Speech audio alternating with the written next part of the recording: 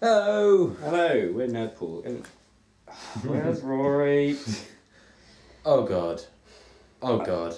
Oh, yeah. The Milkmen. Do you think by now... He's probably making his rounds. He's probably about halfway into the Rory Allison household, I reckon. About to deliver a milk package to Miss Allison. The Daisy fights. Maybe the funnest things ever. Hello! Hello, we're Nerdpool. This is our Monday vlog, where you get the chance to hear what happened, mattered and occurred to us this week. Jumping straight into what happened to us. Tommy.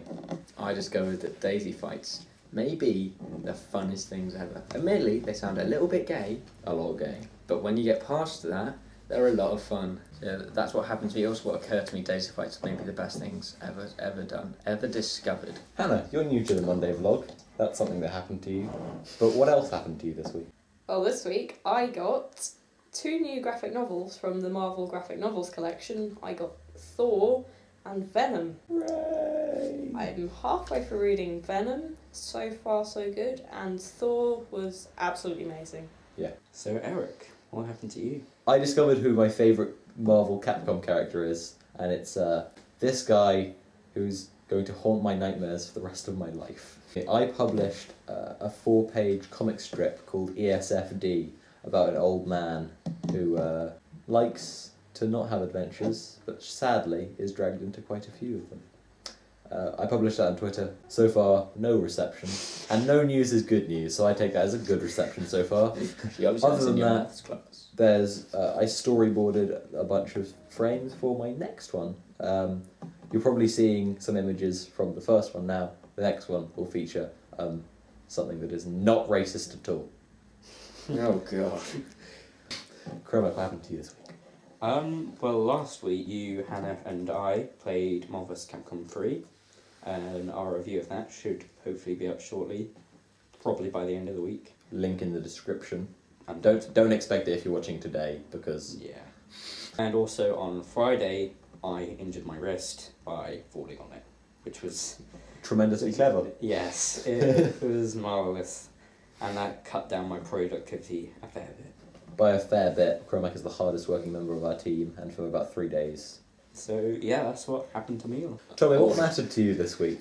Matters to me. Again, gonna have to go for Daisy fights. News. They were just that The news. spectacular. This didn't make the Daily Mail or anything. Invaded into the news segment. However, on another note, On a less On a flowery note. spacey note. the NASA budget slashes Mars's funding, On a sad spacey note. which will slow down space exploration. This is the equivalent of copying and pasting onto a PowerPoint. Don't worry. Tommy won't understand half the words he's saying. President Don't know that one? No? Leader of a Barack country. Obama, Who the hell is that? 2013 It's numbers, Next year. Tommy. Just What's don't numbers? panic. budget request for NASA, which spending on Mars's exploration and shift funds to human spaceflight and space technology. Mars is a planet. Full stop. Stop. Mars isn't the chocolate bar. Oh, isn't it? No. Don't worry, Barack Obama is slashing no one's Mars bars. Turkish Army. Pizza saltier than the Atlantic. Oh dear. A restaurant has been selling pizzas saltier than the seawater. That's not very good, according to the research by the Health Organization. Pepperoni pizza from... I'm not going to mention their name. It was in North London. It contained like 10.57 grams of salt. Hannah, what mattered to you this week? On the 6th of June, an event that takes place only 4 times every 2 centuries will enthrall the world's astronomers as it has ever since the 1600s. What is said event? Yeah, you haven't actually said what the event is. Venus is going to eclipse the sun. It's not going to fully eclipse it, but because it's nowhere There'll near be a big little enough, eclipse. there'll be a little dot which will just go across the sun. That's it. And it is one of the rarest sights in astronomy, an event known as the transit of Venus. So, Eric, what mattered to you this week? Well, my favourite comic book creator, Mike Mignola, gave an interview concerning his new book, Joe Golan and the Drowning City, and his creative policies. So here's a little clip from that interview, and there'll be a link in the description. That was a really good interview. It was a real eye-opener about comic book companies and their creative policies and how he works. It was just great. So please give that a watch if you care even slightly. If you're interested in comic books, if you're interested in creating them, finding out how the industry works, or even just, how companies get by, then watch the interview. It's an eye-opener. Chromac, what mattered to you in the news this week? What mattered to me was, when I first heard the news last week that James Cameron and Richard Branson were having a race to get to the bottom of the Mariana Trench, which is the Earth's deepest point. Fantastic. And it emerged recently that James Cameron had made it. So I was quite surprised because I thought it would be like them funding a team to get down there, but he was actually. Yeah. I think it was quite interesting is to see Richard Branson in a race, especially after his most recent advertising campaign features Usain Bolt pretending to be him. So my predicted winner of this race was Usain Bolt. Now I own quite a great deal of money to some people. But yeah, I think it's like the first time anyone's been that deep in like 50 years. Wow, that's quite something. Also, I recently bought. This isn't what sort of news.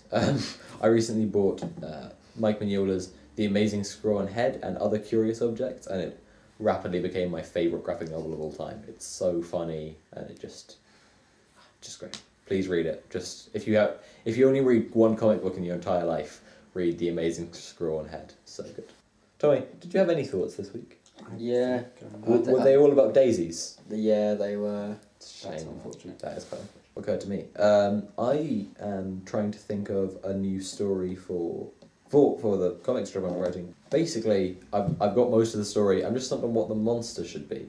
So if you've read the first one, and possibly the second one, which I might publish sometime this week, and you have any ideas about a funny monster that an old man who's also a hipster would enjoy fighting, email our address, which is at the bottom now, and I'll consider it.